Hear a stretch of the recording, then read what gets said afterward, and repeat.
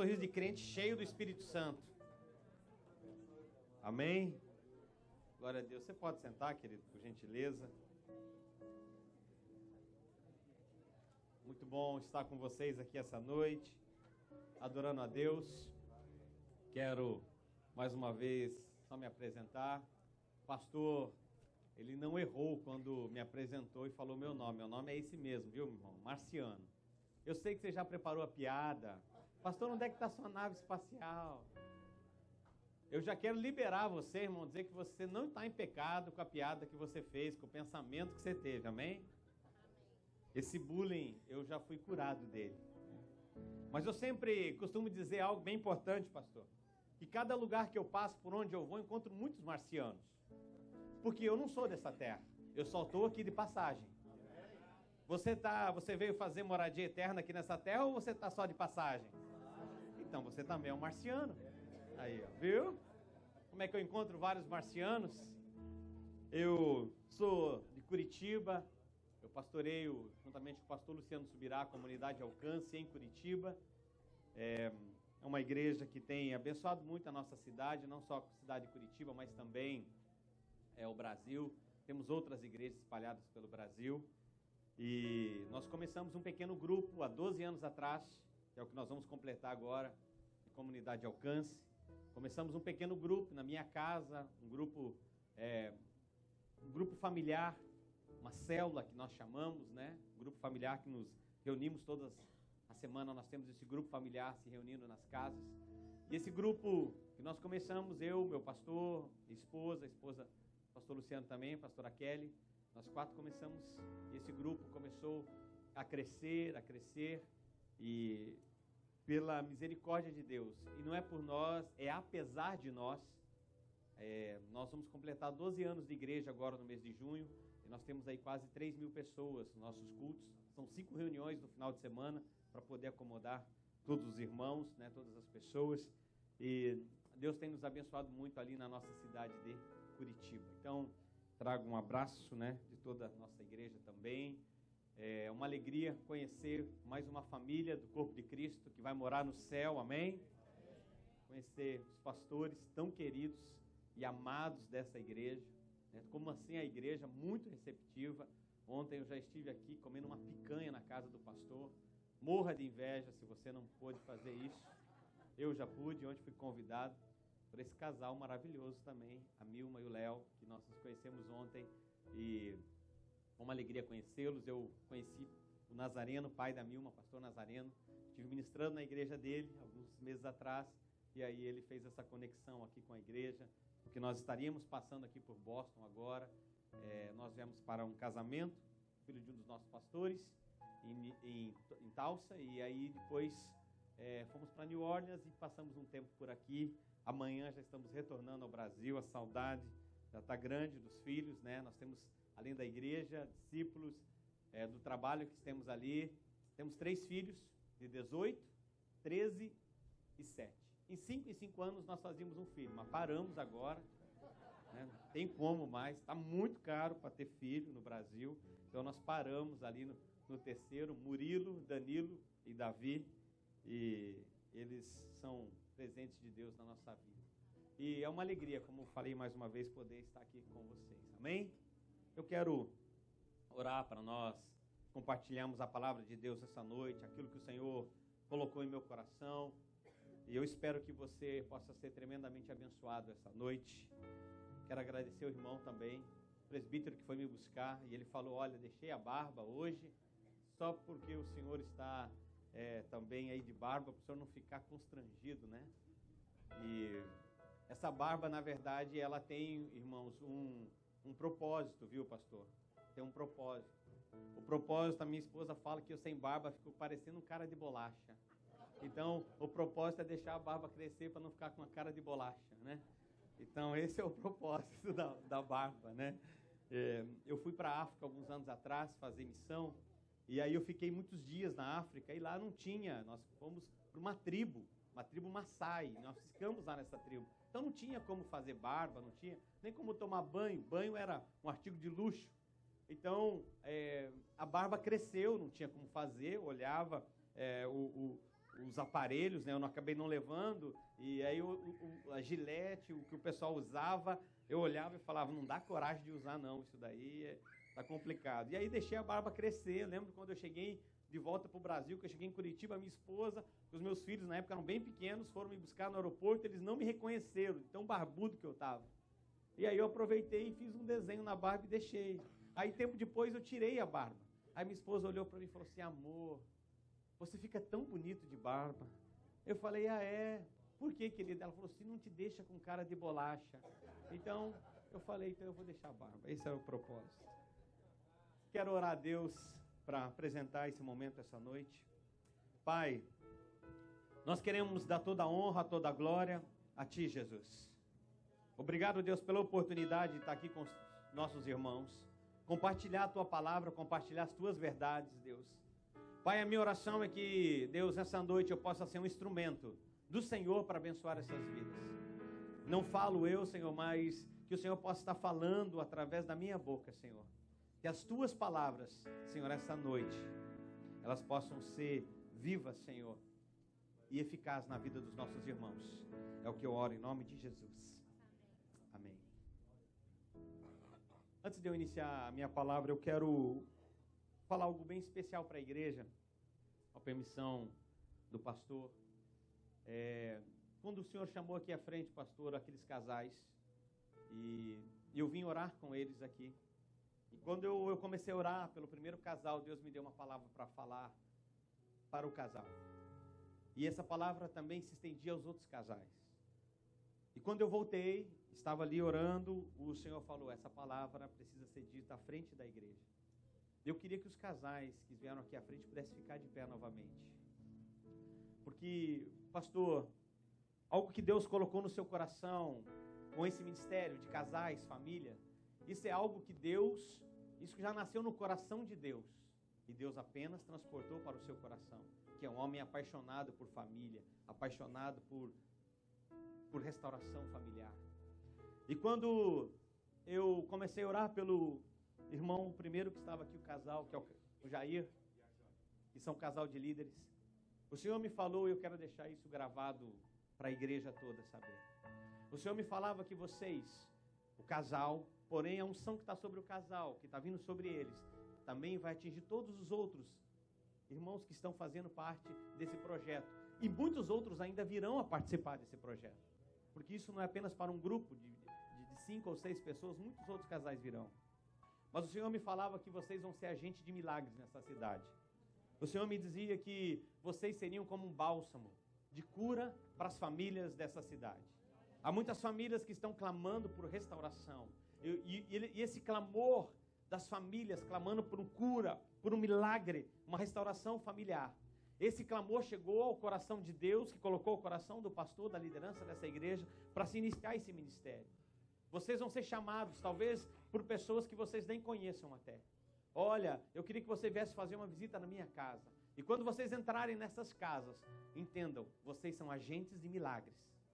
O Senhor está os capacitando para que vocês sejam bálsamo de cura para essas famílias e para muitos casamentos. Talvez você vai ter medo quando alguém lhe chamar e dizer, eu preciso que você vá à minha casa. E eu digo mais, não é só casa de brasileiros, casa também de americanos, de hispanos. Mas você vai perguntar assim, o que eu irei fazer lá? Eu não tenho palavra, eu não sei nem o que dizer para essa casa, não sei nem o que dizer para essa família. Não tenha medo, porque só a presença de vocês neste lugar, a unção que está sobre esse ministério, a unção que está sobre a vida de vocês, já vai ser manifesta ali naquela casa. E haverá cura, milagre e restauração de famílias e casamentos através de vocês. O que vocês estão iniciando é uma longa jornada de algo que não nasceu no coração somente do pastor dessa igreja, nasceu primeiro no coração de Deus, porque família é um projeto de Deus. Jesus, o seu primeiro milagre, ele operou num casamento. E eu acredito que isso não é um sinal simples. O primeiro milagre de Jesus ele ter feito em um casamento. Eu acredito que ali já era uma figura, já é um simbolismo, que família está no coração de Deus. primeiro no Éden, quando Deus vê Adão, e ele vê que não é bom ele estar só, e Deus concede Eva, para os dois ali formarem uma família. E depois, quando Jesus começa a operar aqui na terra, com seus milagres, o primeiro milagre dele é num casamento. Isso mostra que Deus se importa com famílias. Deus se importa com casais. E vocês serão agentes de milagres. Amém? Vocês recebem essa palavra? E muitos outros casais vão fazer parte dessa grande jornada dos irmãos. Porque isso não é trabalho para 5 ou 6 ou 7 ou 10. Jovens casais como vocês, Léo e Milma, também serão agentes de milagres. Em muitas casas, em muitos casamentos. Talvez que vocês possam olhar e dizer assim, essa família, esse casal que hoje eu estou aqui à frente deles, tem idade para ser meus pais. Tem idade para... O que eles têm de casamento, talvez eu não tenha de vida ainda. Mas vocês vão ser agentes de milagres também. Porque isso não é só apenas para alguns. Isso é para todos. Amém? Você recebe essa palavra? Glória a Deus. Você pode sentar, por gentileza? Abra sua Bíblia. Primeiro livro de Crônicas, capítulo 29.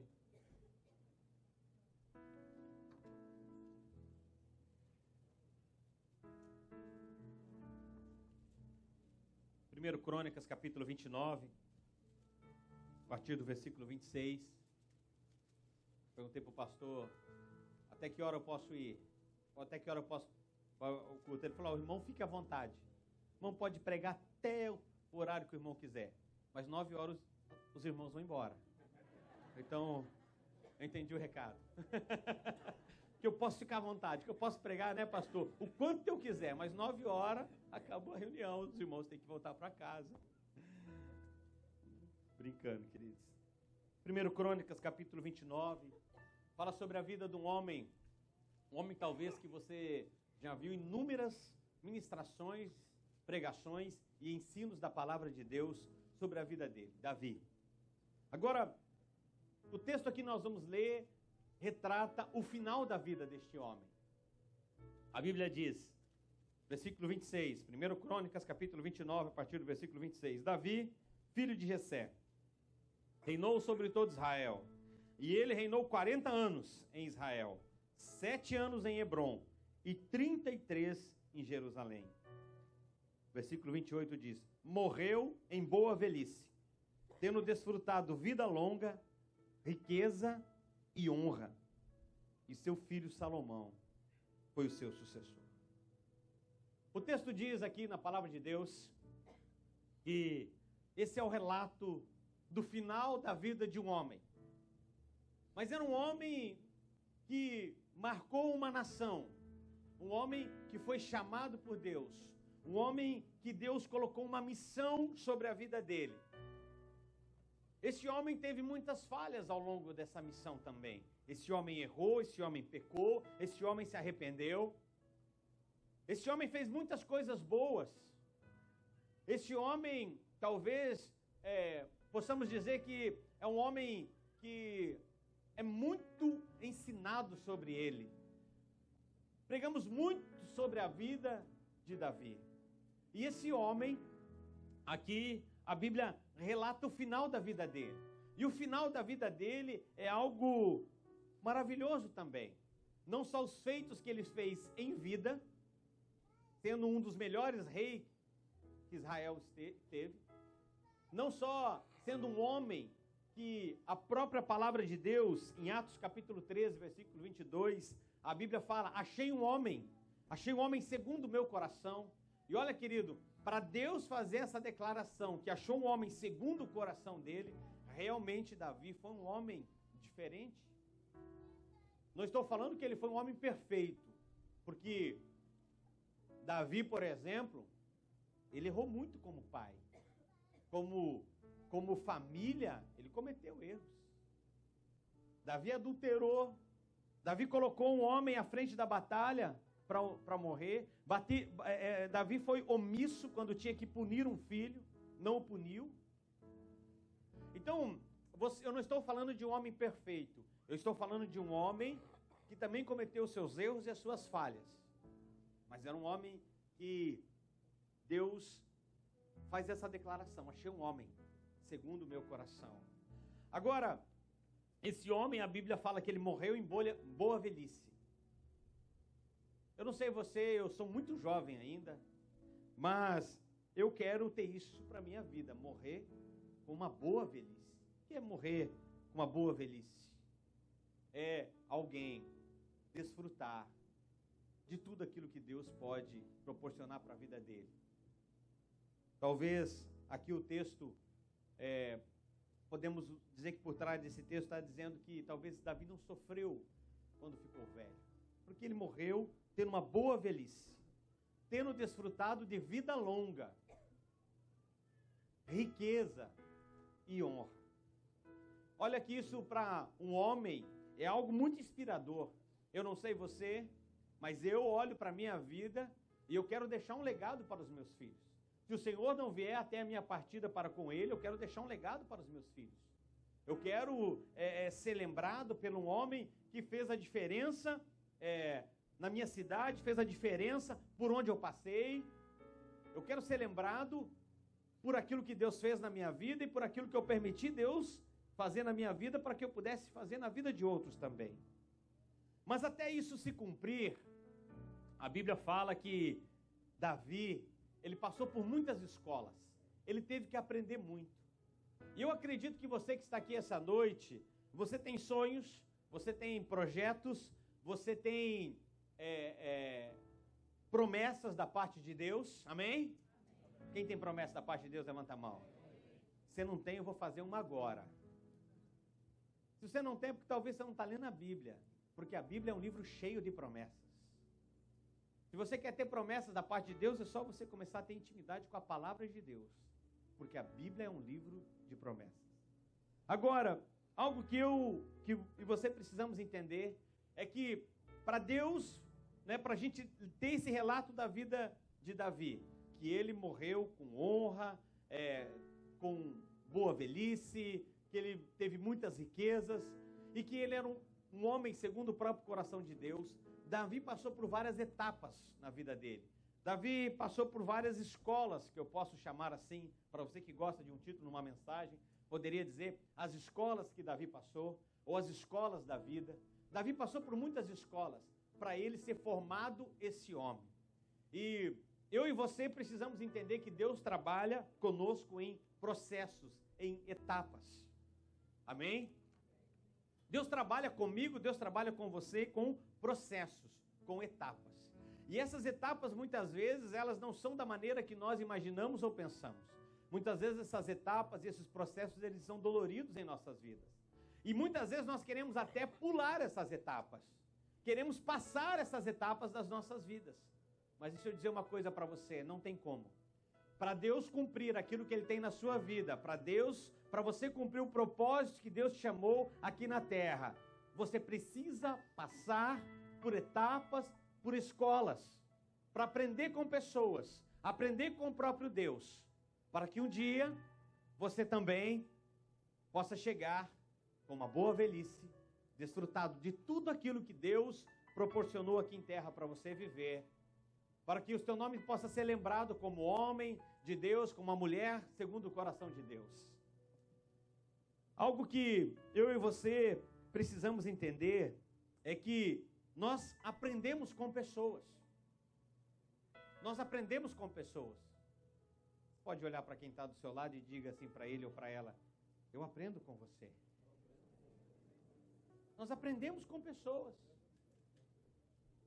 Talvez você é jovem ainda, mas você vai precisar de muito aprendizado para você chegar à estatura do varão perfeito, como o pastor que aqui está, um homem com muitos anos de ministério, um homem honrado. Fiquei muito feliz pela honra que as irmãs fizeram à pastora, porque ao lado de um grande homem sempre tem uma grande mulher. Ninguém constrói nada sozinho. Se você conhece um grande homem de Deus, pode ter certeza que ele tem uma grande mulher de Deus.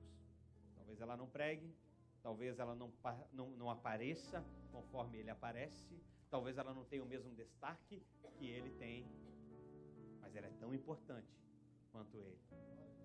Conta-se uma história, abrindo parênteses. É aqui nos Estados Unidos que aconteceu isso. Uma história. O antigo presidente, o Barack Obama, estava passeando com a sua esposa, como era o nome dela? A Michelle, a primeira dama. Passeando aqui no centro, talvez, de Boston. Os dois caminhando, ele já era presidente. E aí ele passa e vê um açougue. E aí ele olha e diz assim: olha, Michelle, aquele açougueiro ali, não é o seu ex-namorado? Aí ela fala assim: sim, sim, é ele mesmo. É o meu ex-namorado que estava ali, que está ali, trabalhando naquele açougue. Nada contra os açougueiros, amém? E aí ele diz assim, olhar para ela, pastor, ele diz assim: você é uma mulher de sorte, hein? Casou comigo. E hoje, você é a primeira dama. Todo mundo te bajula, todo mundo te paparica, todo mundo te enche de presentes, que você casou comigo. Se você tivesse casado com ele, você seria a mulher do açougueiro. Aí ela olha para ele e diz assim: engano seu, meu bem. Você deu sorte de ter casado comigo. Porque se aquele homem tivesse casado comigo, hoje ele seria o presidente dos Estados Unidos. Então, sempre atrás de um grande homem tem uma grande mulher. Agora, é importante você aprender isso. Nós aprendemos com pessoas. Aprendemos com os mais velhos, aprendemos com aqueles que já vieram à nossa frente, abrindo essa estrada, desbravando essa estrada. E Davi, ele aprendeu com muitas pessoas que também passaram pela vida dele. Talvez eu vou citar aqui alguns, talvez você possa depois até ter mais escolas que você acredita que Davi passou, mas eu quero citar alguma delas aqui. Algumas delas que foram importantes para Davi ser o homem que cumpriu o propósito e o chamado de Deus. A Bíblia fala que Davi, ele era um jovem ainda, adolescente, talvez aí 13, 14 anos, no máximo 15, alguns estudiosos falam que Davi tinha, quando ele foi ungido. Ele está em casa, melhor, ele está cuidando das ovelhas do seu pai. Samuel tem uma palavra de Deus para ir até a casa de Jessé e ungir Davi como rei. Mas quando Samuel chega à casa de Jessé e ele chama os filhos de Jessé e passa o primeiro, o segundo, o terceiro, e nenhum daqueles homens era o escolhido. E pergunta: tem mais algum? Sim, tem um jovem que está trabalhando no campo. E aí mandam chamar, cuidando das ovelhas, mandam chamar Davi. Quando aquele menino, talvez o mais franzino de todo da família, ruivo, chega, o Senhor fala: é este menino. A Bíblia fala que o Senhor diz a Samuel: unge ele rei de todo Israel, porque eu escolhi ele para um propósito, para um chamado. Agora, a Bíblia fala que Samuel derrama o óleo sobre a vida de Davi e vai embora. Nada mudou na vida de Davi naquele dia. Ele voltou a cuidar das ovelhas do seu pai. Ele voltou a trabalhar. E ele ainda jovem, ali, adolescente, até se cumprir o que nós lemos aqui em 1 Crônicas, capítulo 29, dizer que ele foi um homem que morreu com muita honra, morreu com boa velhice, com muita riqueza. Ele passou por muitas escolas. E a primeira escola que eu quero destacar a você está em 1 Samuel, capítulo 18, a partir do versículo 1 ao 5. A Bíblia fala que Davi, ele tinha uma profunda amizade com Jonatas. E deixa eu dizer uma coisa para você. Para você chegar aonde Deus quer que você chegue, para você chegar aonde Deus quer que você alcance, você precisa ter bons amigos. Eu e você precisamos ter bons amigos. Amigos de Deus. Amigos que são amigos de Deus e que vão se tornar nossos amigos. Porque foi isso que aconteceu com Davi. Davi passou por essa escola do amigo. E eu e você precisamos entender que nesses processos que Deus trabalha conosco, nessas etapas que Deus trabalha conosco, é muito importante você ter amigos, ter amigas. Todo mundo precisa de amigos. Talvez você até tenha buscado isso ao longo dos anos, mas não tenha encontrado. Talvez você até já teve, hoje não tem. Talvez você até foi frustrado, chateado, magoado ou até traído por um amigo ou por uma amiga. E isso fez com que você fechasse o seu coração para novas amizades, para pessoas que Deus poderia usar para lhe abençoar. Agora, deixa eu dizer uma coisa para você. É importante você entender isso, que para você chegar aonde Deus quer que você chegue, você precisa passar por alguns processos. E o processo do amigo é algo que eu acredito que é fundamental. É um amigo que te convidou para talvez estar aqui essa noite. É um amigo que um dia apresentou para você a Cristo. É um amigo que um dia te levou para você conhecer. Tanto coisas boas quanto coisas ruins. Eu tenho na igreja uma história muito linda de um jovem que ele converteu há uns 3 anos na igreja. E aí, depois que ele converteu na igreja, eu comecei a acompanhá-lo, orar com ele e conhecer um pouco da história dele. Ele veio do mundo das drogas e prostituição, um mundo totalmente depravado. Ele já é casado, mas com adultério, enfim, uma história muito triste. Mas o Senhor o alcançou, ele converteu na nossa igreja, e um dia eu conversando com ele, e eu falei para ele, qual é o seu desafio agora? Ele falou, o meu desafio, eu quero ganhar um amigo meu para Jesus, o Luciano. Aí eu falei assim, mas você é só um amigo? Ele falou, não, são muitos amigos, mas esse em especial. Eu falei, por quê? Ele falou, o Luciano, ainda era um jovem e ele nunca tinha se envolvido com droga, bebida, prostituição. E eu levei ele, eu era seu amigo, e eu levei para as drogas, para o crime, para a prostituição. E eu ensinei tudo que era mal para a vida dele. E ele falou assim, e hoje eu sinto uma missão de eu ser o resgatador dessa alma. Eu lembro que nós começamos a orar. Certo dia eu fui visitar um grupo familiar nosso, são as nossas células que acontecem durante a semana. E quando eu chego nesse grupo, na casa desse irmão, está lá e ele vai e me apresenta o Luciano, o amigo. E quando ele me apresentou, ele falou assim, pastor, tudo bem? Esse é aquele meu amigo Luciano. Quando ele falou Luciano, eu já liguei toda a história, já dei um glória a Deus, porque por ele estar naquele grupo.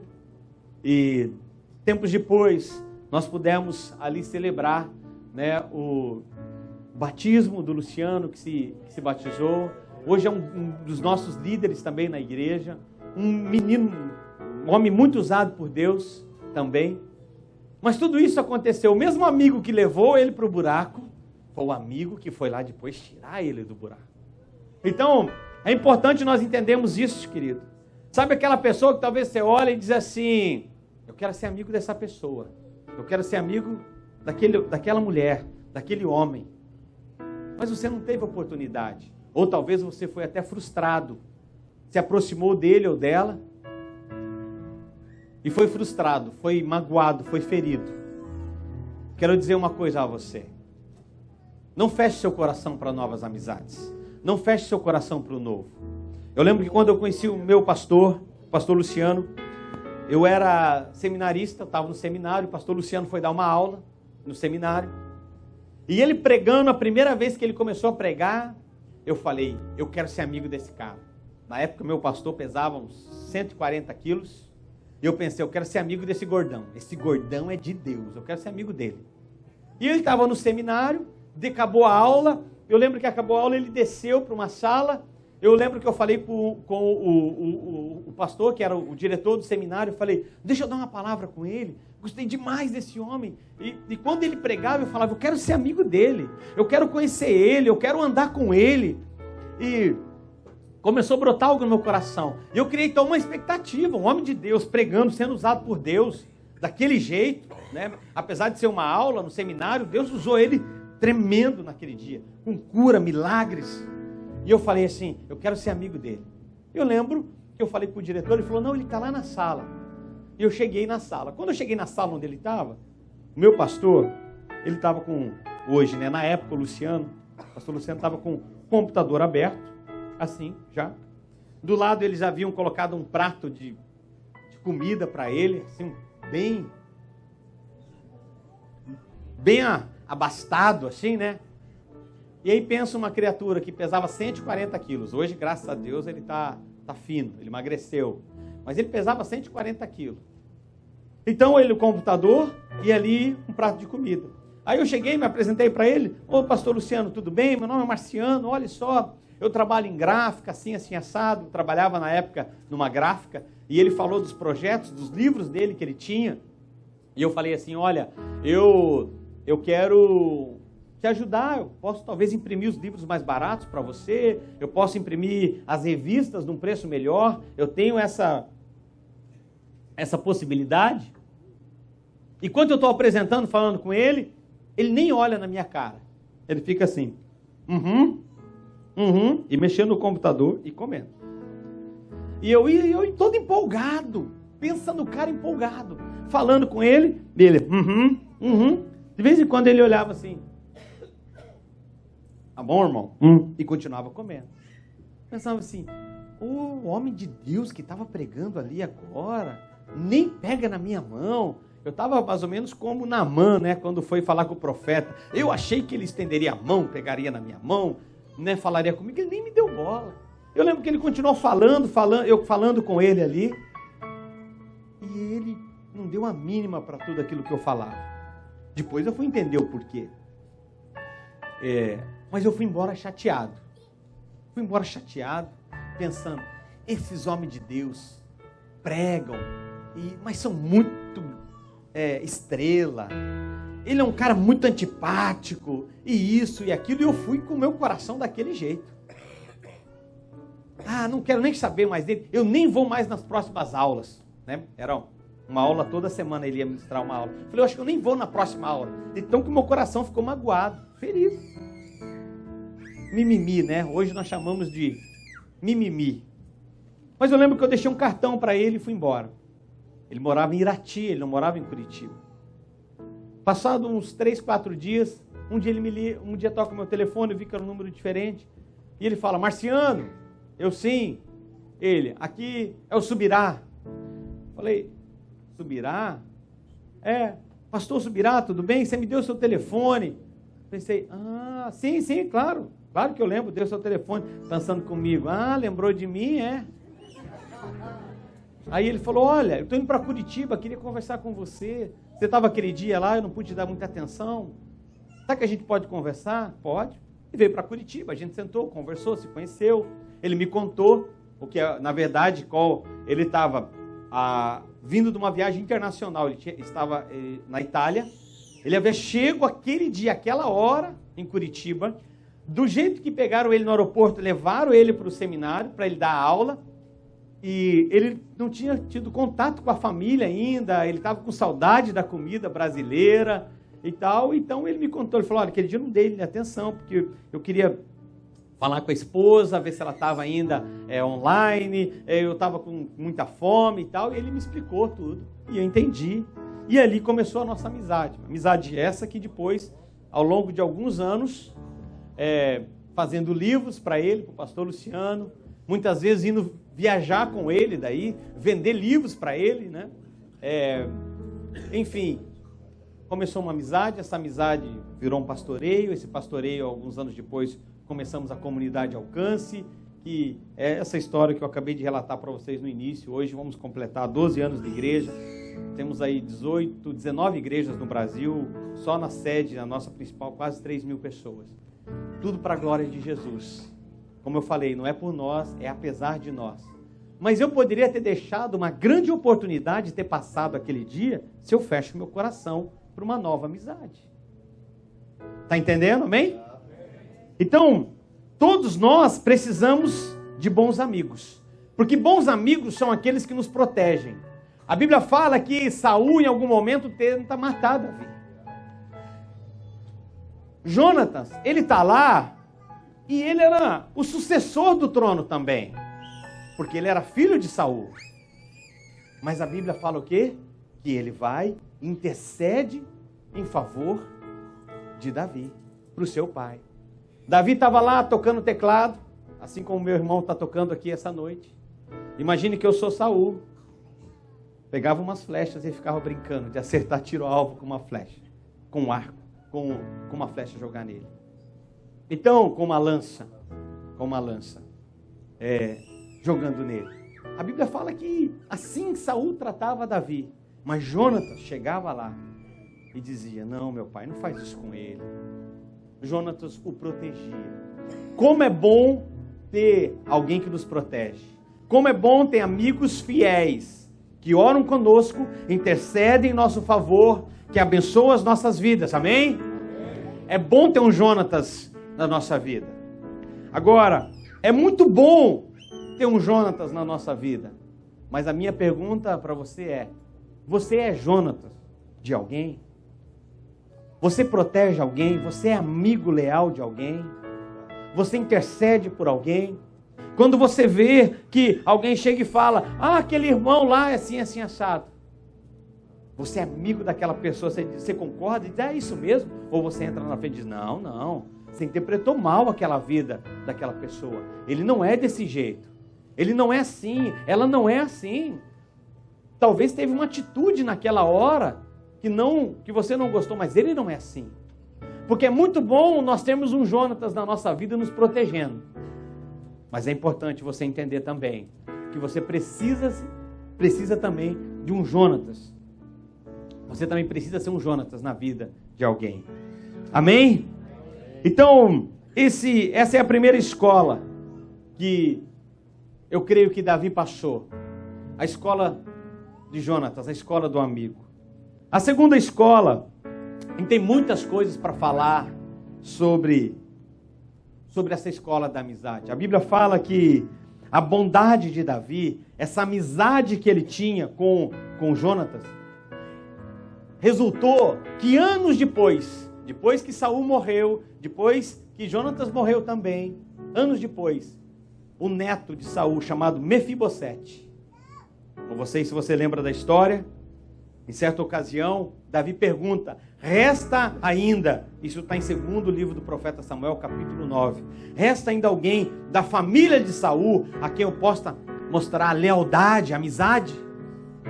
E aí alguém diz: olha, tem Mefibosete. Quem era Mefibosete? A Bíblia fala que ele era aleijado dos pés. Era alguém que a sua cuidadora, a pessoa que o cuidava, um dia derrubou ele e na fuga acabou ele se machucando e ele ficou aleijado dos pés. E aí a Bíblia fala que Davi manda o chamar. Mefibosete era alguém esquecido, abandonado, mentido. Mas a Bíblia fala que Davi manda o chamar. E ele diz: por lealdade a quem? Ao seu pai. Davi, por lealdade a Jonatas, o seu pai, ao rei, eu vou te honrar. Tudo que era teu, tudo que pertencia ao seu pai, ao seu avô, volta para as suas mãos. Senta na minha mesa, vem cear comigo.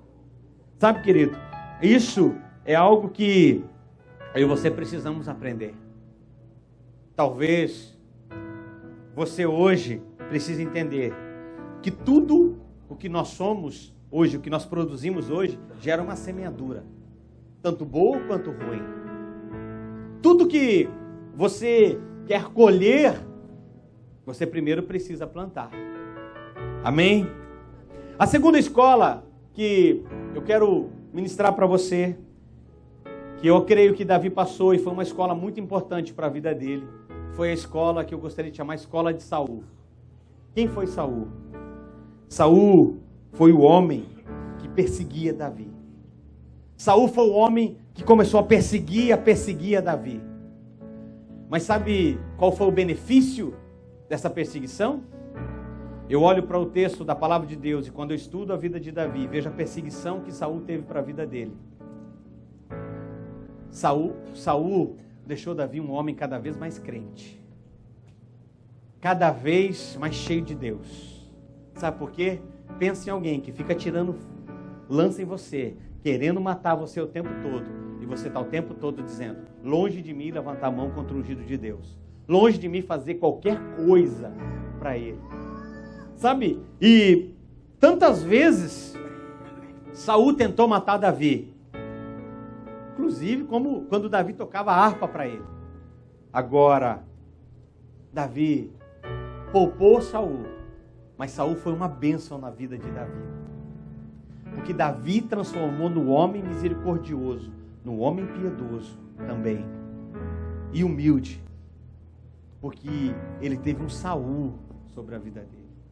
Eu sei que não é bom você ter ninguém que te persegue. Eu sei que não é bom nós termos ninguém nos perseguindo. Mas muitas vezes, o próprio Deus permite que algumas coisas aconteçam em nossas vidas para eu e você nos tornarmos muito mais crentes. Eu lembro alguns anos atrás, nessa gráfica que eu trabalhava, eu comecei a trabalhar e na primeira semana de trabalho, a minha chefe, ela pediu a minha cabeça para o diretor da empresa. E ela falou, olha, eu não quero esse funcionário aqui trabalhando comigo. Aí eu lembro que o diretor chegou e falou, olha, eu não sei o que aconteceu, mas a sua chefe não quer não quer você trabalhando aqui. Eu era recém-casado, recém-quebrado. Pensa, um cara casou, quebrou. Fui eu. Então, a culpa não foi o casamento, a culpa foi a má administração dos meus negócios. Mas recém-casado, recém-quebrado, ali, recém-convertido também, entendendo ainda ali o trabalhar de Deus na minha vida. E ele chegou e falou, olha, eu não sei que a mulher não gostou, não foi com a sua cara. E ela já pediu sua cabeça. Passado mais uma semana, aí ele falou, mas eu vou te segurar. Eu gostei de você parece um cara legal. Passou mais uma semana, de novo. Ele chegou para mim e disse assim, olha, de novo, a tua chefe pediu sua cabeça. Eu era recém-convertido, talvez eu tinha uns 6 ou 7 meses de conversão ainda, pastor. Era muito novo na fé, porque eu me converti logo depois que eu casei. Alguns meses depois do meu casamento foi quando eu conheci a Jesus. E depois a minha esposa também, nós nos convertemos juntos. E aí eu lembro que eu fui pro meu líder, pastor da igreja. Eu me converti numa igreja do Evangelho Quadrangular. Do fogo. Do fogo. Ela era tocha. Você entrava lá, era terra e tal, e o negócio acontecia. Foi lá que eu nasci. Por isso, pastor, por isso na hora do hino, o pezinho ali, ó.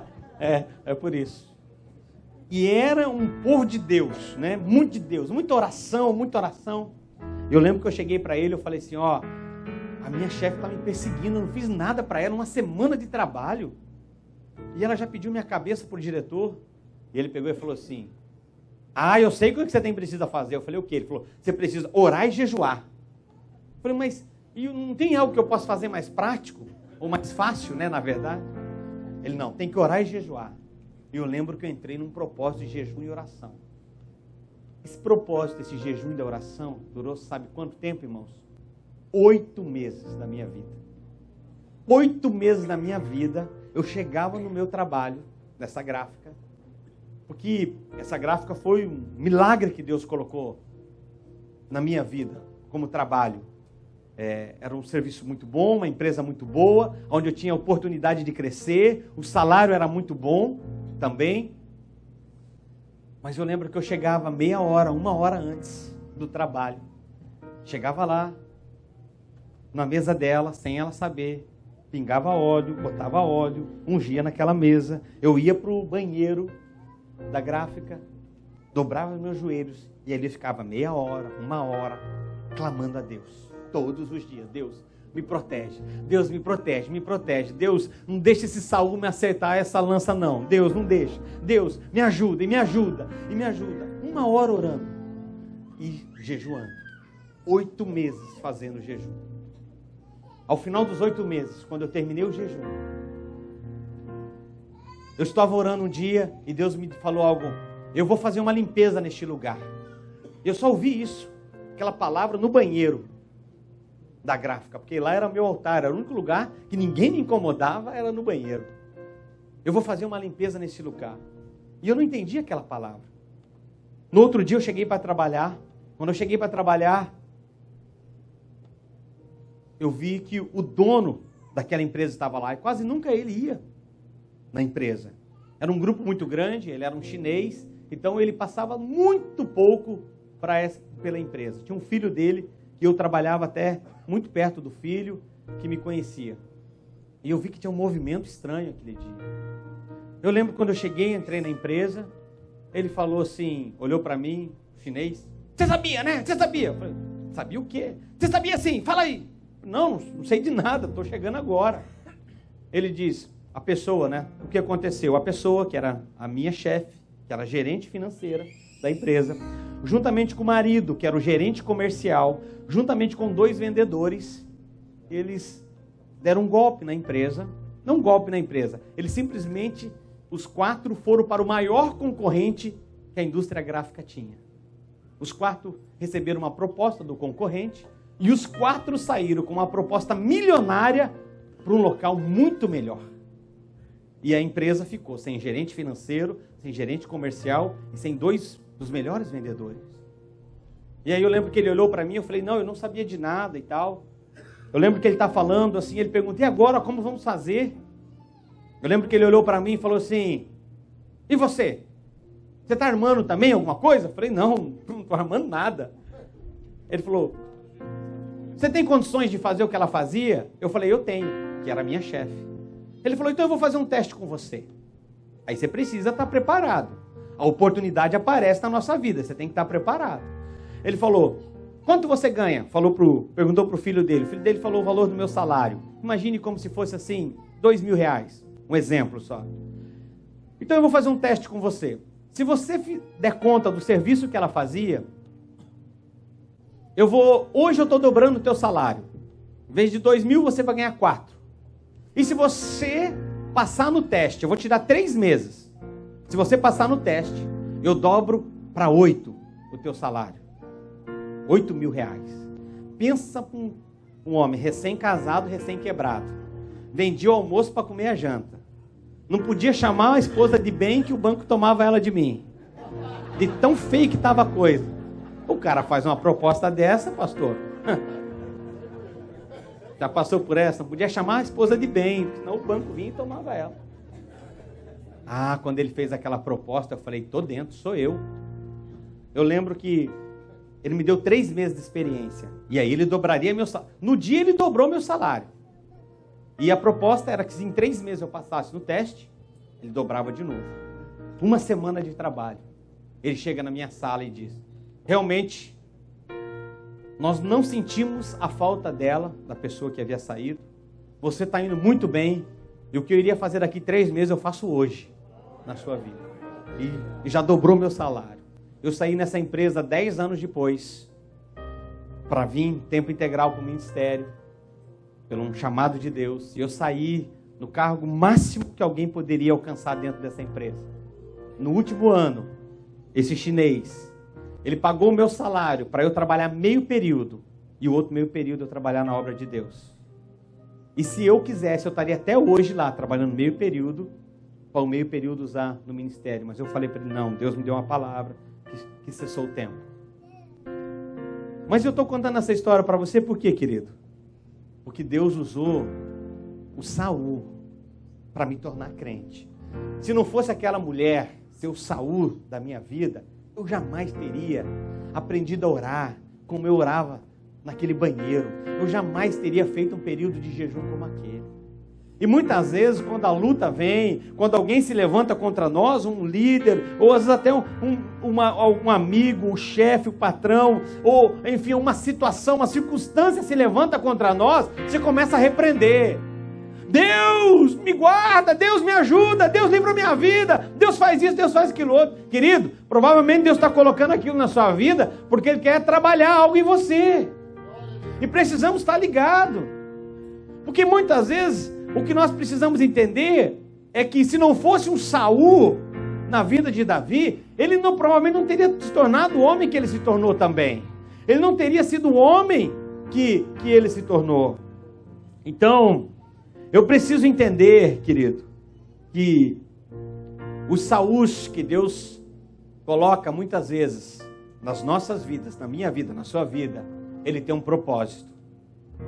Agora, ninguém quer ter um Saul sobre a sua vida, mas você também não seja um Saul na vida de ninguém. Amém? Terceira escola que eu olho que Davi passou, que foi fundamental para ele receber algo de Deus, e cumprir o chamado, o propósito que Deus tinha para a vida dele. Eu chamo da escola de Samuel. Primeiro livro do profeta Samuel, capítulo 16, versículo 13. A Bíblia fala: então Samuel tomou o chifre do azeite e ungiu Davi no meio de seus irmãos. E desde aquele dia em diante, o Espírito do Senhor se apoderou de Davi. Então Samuel se levantou e foi embora. Sabe, querido, deixa eu dizer algo para você que está aqui essa noite, também está nos assistindo, provavelmente pela internet. Se você quer chegar aonde Deus prometeu para você que você vai chegar, você precisa passar por essa escola. A escola do Samuel. Quem foi Samuel? Samuel foi o cara que derramou óleo sobre a vida de Davi, que derramou azeite sobre a vida de Davi. Samuel foi o cara que ensinou Davi a ser cheio do Espírito Santo de Deus. E nós precisamos entender algo, que Samuel também foi a voz profética na vida de Davi. E eu e você precisamos entender isso. Quem é a voz profética na sua vida? Quem é que derrama óleo sobre a sua vida? Quem é que dá a direção para você? Quem é que fala na sua vida? Você precisa entender isso, querido. Deus levantou pastores nessa casa. Deus levantou uma liderança nessa casa para ser Samuel na sua vida. Para ser a pessoa que vai derramar o óleo sobre você, mas vai ser aquele também que vai dar a direção para você. Aonde você vai, aonde você quer chegar, você precisa ter um Samuel sobre a sua vida. E esse talvez foi um grande erro que o próprio Saul cometeu. Ele tinha Samuel, mas ele não ouvia Samuel. Davi tinha um Samuel e ouvia Samuel.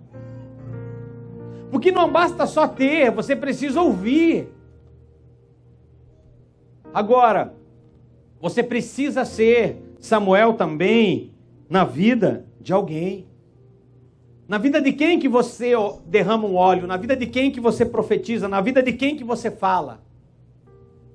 Porque é muito bom ter alguém que fala na nossa vida, mas é importante você também falar na vida de alguém. Quem você cuida, quem você discipula, quem você traz para a igreja, quem você sabe que está perdido ou está perdida e precisa ouvir a voz de Deus, a palavra de Deus. Então, você precisa entender isso, querido. Para você chegar aonde Deus quer que você chegue, você precisa também ter um Samuel sobre a sua vida. Você precisa ter alguém que derrama do Espírito Santo de Deus sobre a sua vida. Você precisa ter uma voz profética. Você precisa ser uma referência para alguém. Talvez essa noite você não tenha sido referência para algumas pessoas, mas no mínimo para os pais que estão aqui, levanta sua mão, pai, todos os pais que estão aqui. No mínimo para o seu filho, você precisa ser uma voz profética. No mínimo para o seu filho, para a sua filha, você precisa ser um Samuel. Você precisa ministrar as verdades de Deus. Você precisa ensinar a palavra de Deus. Você precisa ensinar os princípios da palavra de Deus.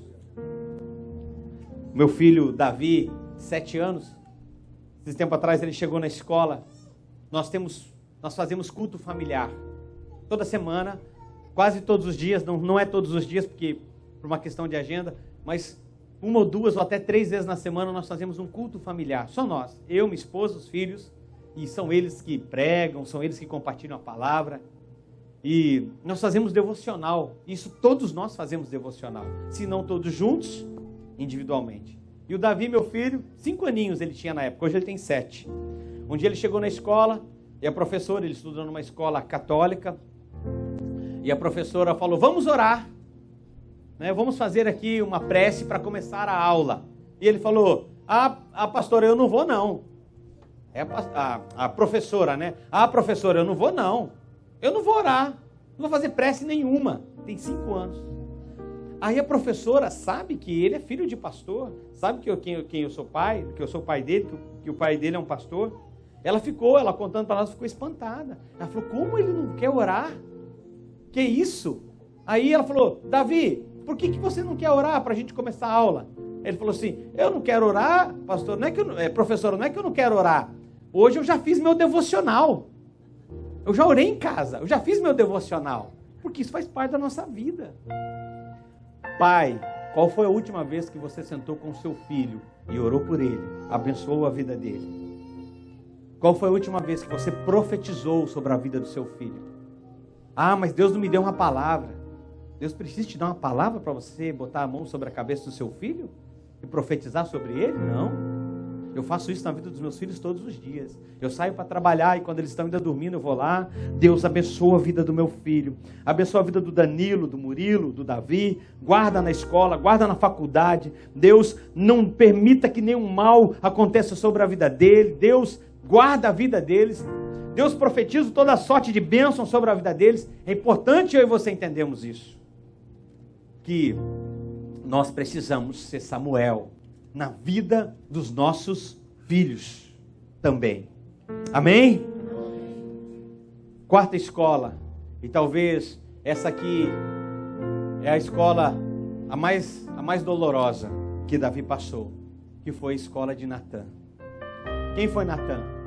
Natã foi o profeta que chegou lá e botou o dedo na ferida de Davi quando ele pecou, quando ele cometeu um pecado de adultério. Natã aqui podia ter sido morto, mas ele não poupou nem a sua vida, não teve medo do que o rei poderia fazer com ele. E deixa eu dizer uma coisa para você, querido, se não fosse Natã aqui, Davi não teria chego ao final da sua vida, também com aquela declaração, que ele terminou a sua vida com boa velhice, honra, glória, um homem segundo o coração de Deus. E deixa eu dizer uma coisa para você, querido, eu e você não podemos pular essa etapa da nossa vida de ter um Natã muitas vezes nas nossas vidas. Quem pode ser o Natã na sua vida? Pode ser seu pastor, pode ser seu líder, pode ser a pessoa que Deus colocou sobre você para cuidar de você, porque ele ou ela é aquela pessoa que vai colocar o dedo na sua ferida, vai dizer, está errado. Não porque ele quer ser o mal, sim por amor a você. Aqui, Natã não queria o mal de Davi, mas por amor a Davi, pelo ministério que Deus tinha na vida de Davi, Natã, ele foi lá e colocou o dedo bem na ferida de Davi. Eu lembro que muitas vezes eu chego no gabinete do meu pastor, que é meu discipulador, e eu não saio feliz de lá. Eu não saio cantando o hino da vitória quando eu entro lá. Mas é preciso, porque eu chego lá no discipulado, com o meu líder, com o meu pastor, e ele diz, olha, não foi legal a maneira que você fez isso, não foi bacana aquela maneira que você fez. Da mesma forma que ele é um Samuel na minha vida, o meu pastor, que põe óleo sobre a minha vida, me abençoa, que tudo que ele lê, que acrescentou sobre a vida dele, ele derrama sobre a minha vida. Da mesma forma, ele também é o Natã na minha vida. E eu não posso querer pular essa escola, eu não posso querer só ter um Samuel para me abençoar e não ter um Natã muitas vezes para me repreender quando eu faço coisas erradas. Agora o Natã, querido, na sua vida pode ser muita gente. Pode ser seu amigo, pode ser seu pastor, pode ser sua esposa, pode ser seus filhos. Eu lembro que um dos primeiros aconselhamentos, pastor, no início do ministério, todos os pastores quando entram no seu ministério cometem as suas gafes, né? Eu tenho algumas. Eu lembro que um dia eu estou no aconselhamento e eu era muito duro. Pensa num homem que era duro para dar aconselhamento. Quando vinha ter aconselhamento comigo era sempre porrada, né? A minha esposa falava, meu amor, você é muito duro. Você é muito duro com as pessoas. As pessoas chegam a pedir aconselhamento, ao invés de você ser mais amoroso, ser mais docinho, você já vai direto. Ela falava uma coisa para mim. Eu sempre usava assim, mas eu falo a verdade. Ela falava assim para mim. Minha esposa é uma mulher muito de Deus. Ela não está aqui hoje. Ela está ministrando em Pibari. Como é que é? Pibari. É isso? Ela está ministrando numa outra igreja, mas ela esteve ontem conosco almoçando. Ela é uma mulher muito de Deus. E ela falava assim, amor, não basta dizer a verdade precisa ter dito em amor também. E aquilo Eu fui aprendendo. Não basta dizer a verdade. Porque eu falava, tem que ser verdadeiro. Mas fale a verdade, mas fale em amor. Eu lembro que eu estou no aconselhamento. E aquele aconselhamento com aquele casal, gera algo que eu já havia aconselhado aquele irmão há muito tempo. Não faz isso, ele ia fazer. Não faz isso, ele ia fazer. Não faz isso. E aí ele está lá, no gabinete, nós dois, eu, minha esposa e ele, o casal, a gente conversando. E ele começou a vomitar, a falar as coisas que ele havia feito de errado. Tudo que eu havia feito, falado para ele não fazer. E eu lembro que eu comecei a vermelhar já. E eu comecei, né? Eu lembro só um toquinho assim, né? Na perna da esposa, por baixo da mesa. Já fez isso, pastora? Muitas vezes? Toquinho assim, tipo assim, segura a fera aí, né? E aí eu tô lá, aí me acalmando. Aí quando ele terminou de falar, aí ele olhou para mim e falou assim, e aí, pastor, o que você tem para me dizer? Aí eu dei um sorriso. E eu falei assim, amado. Aí a hora que eu dei, falei, amado, pensa na mulher feliz. Encheu o peito assim, acho que ela pensou, esse é meu marido. Homem transformado. Eu falei, amado. O amado é uma anta. Eu falo para você não fazer, você vai e faz. Eu falo para você não fazer, você vai e faz. E aí, dá ele para frente. Eu não sei porque o casal não quis mais ficar na igreja. Foram embora. Mas graças a Deus, realmente foram embora. 3 anos depois, ou 2 anos depois, eles retornaram um dia. Ele chegou, eu orei muito para que ele voltasse. E ele voltou, pediu perdão, também pedi perdão para ele. Sabe, querido, muitas vezes o Natan na minha vida, na sua vida, é a nossa esposa, nosso filho. Natan é aquele, eu não sei se você já fez visita em hospital de queimados aqui. Mas lá no Curitiba nós temos o hospital evangélico. Vi uma irmã aqui de Curitiba. Você lembra do hospital evangélico? Trabalhou lá? Quem trabalhou? Você? Na ala dos queimados. Você trabalhou nessa ala? Ah, na secretaria. Na ala dos queimados. Pessoa, queimadura mesmo assim, com fogo, com água.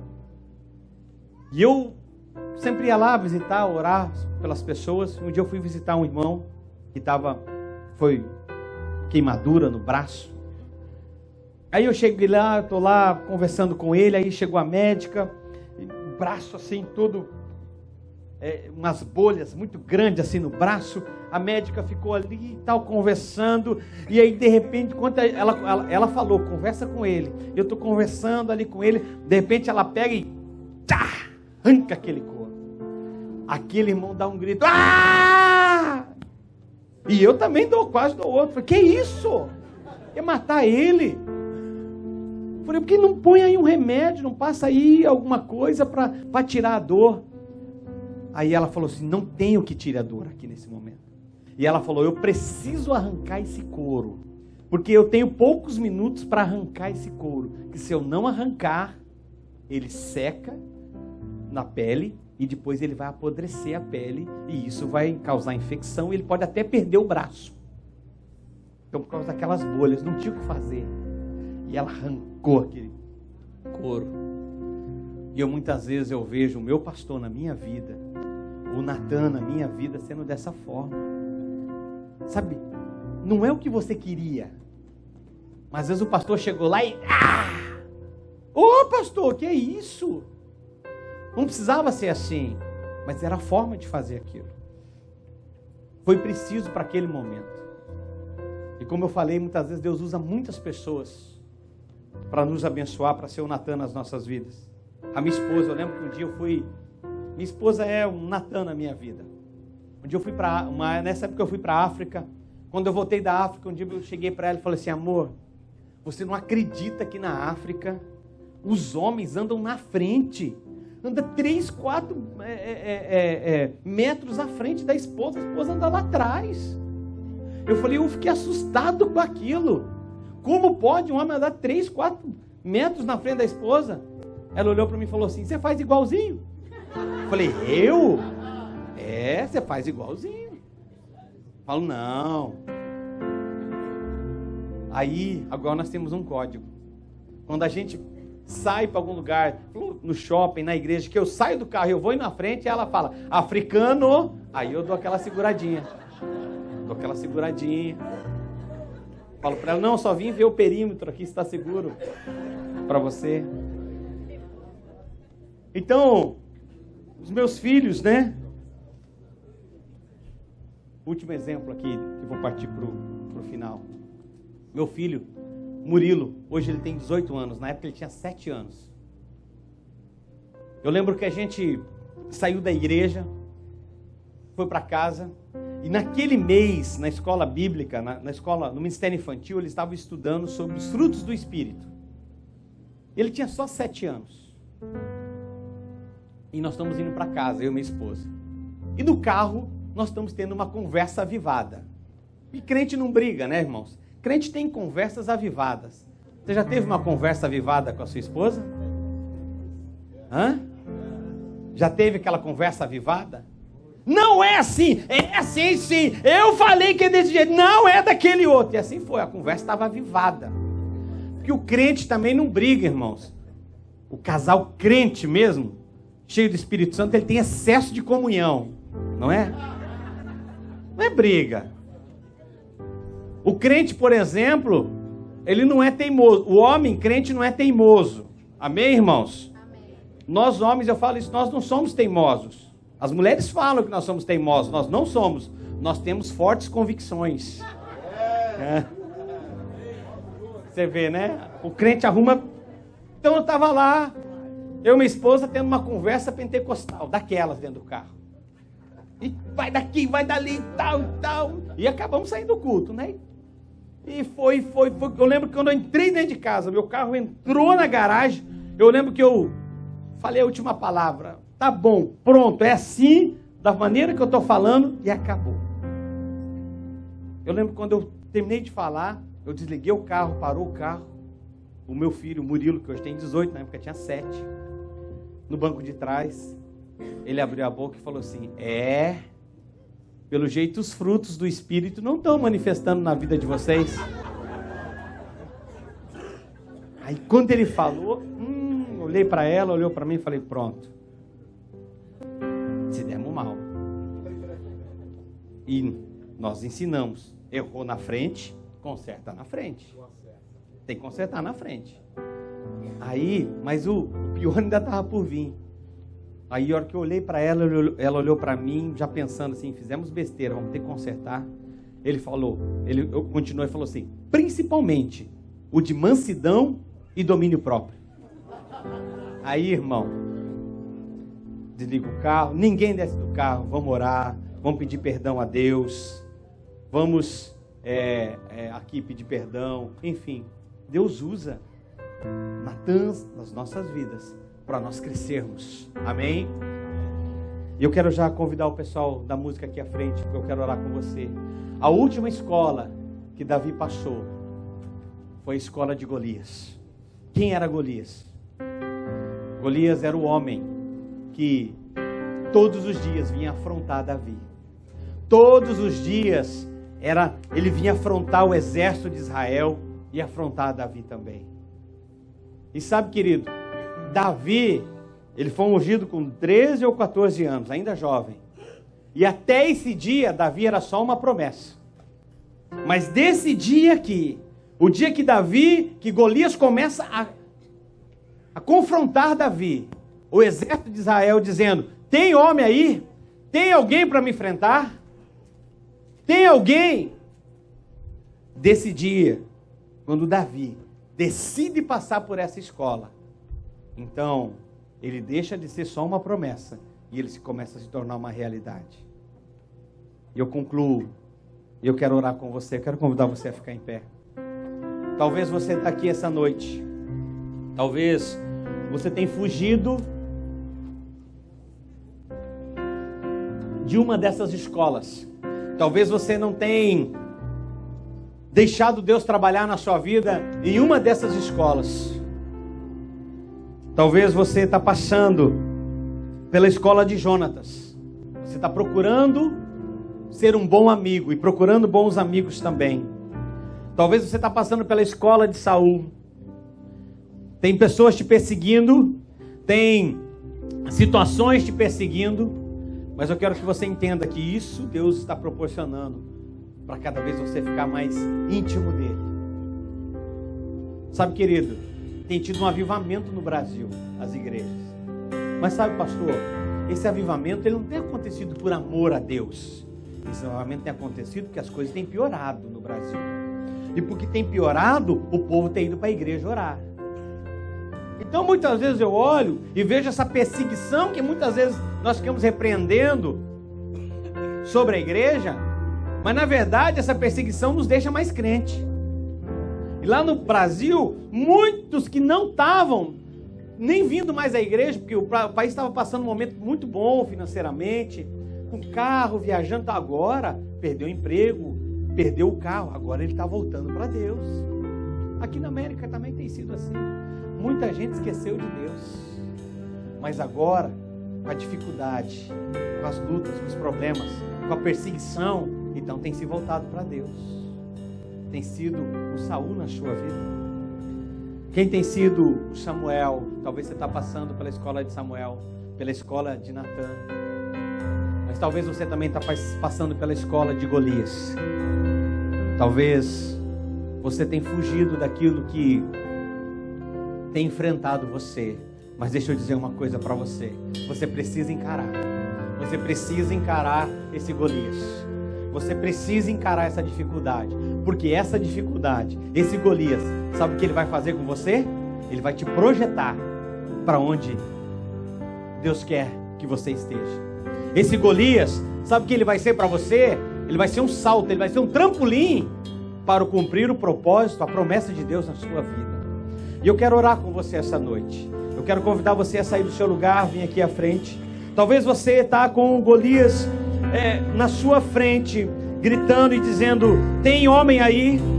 Tem alguém para me enfrentar? Talvez você está passando por essa escola. Talvez você está passando pela escola do Natã. Está dolorido. Talvez você está passando pela escola do Saul. Mas deixa eu dizer uma coisa para você: todas essas escolas, elas são importantes, porque se eu e você precisamos chegar ao lugar que Deus já falou que eu e você vamos chegar, nós precisamos entender que essas escolas são importantes. Eu falei de 5 delas, mas talvez tenham muito mais escolas que Davi passou para ele se tornar o homem que ele se tornou. Pois o homem, ele é escravo daquilo que o domina. O que tem dominado você? O que tem dominado a sua vida? O que tem deixado você escravo? Eu quero convidar os pastores que aqui estão para nós orarmos enquanto o Ministério de Louvor vai cantar essa canção, vai ministrar essa canção. Eu queria orar com vocês, queria que os pastores, por favor, nos ajudem.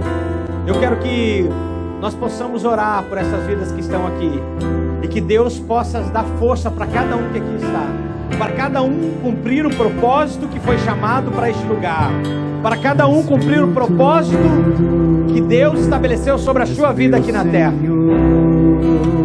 Espírito Santo, meu amigo, meu intercessor, meu braço forte, meu conselheiro maravilhoso, meu grande eu sou. Eu não sou nada sem ti, eu não vivo sem ti, sem tua presença eu morro.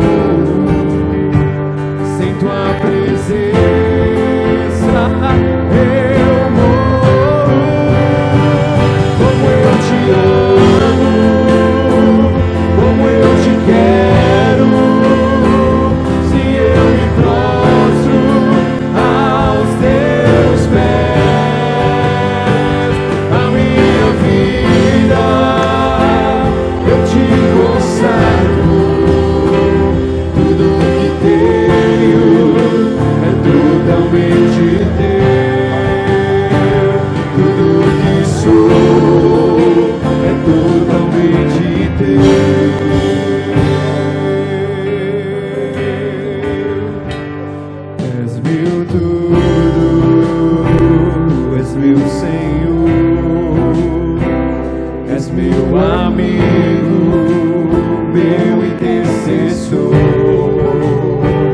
meu braço forte, meu conselheiro, maravilhoso.